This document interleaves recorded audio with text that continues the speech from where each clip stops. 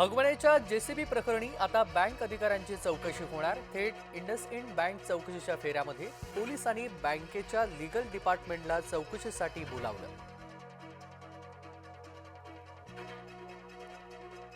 निलेश चव्हाणच्या शस्त्र परवान्यासंदर्भात नवी माहिती समोर। गृह राज्यमंत्र्यांच्या सुनावणीमध्ये शस्त्र परवाना दिल्याचं उघड।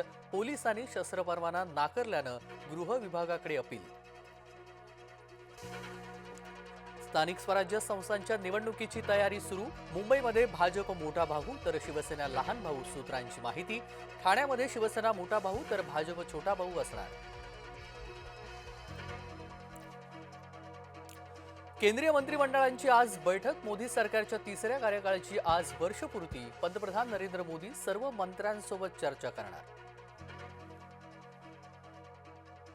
रवींद्र चव्हाण यांच्याकडून भाजप कार्यकर्त्यांना 100 दिवसांचं टार्गेट। भाजपचीच चर्चा होईल असं वातावरण निर्माण करा।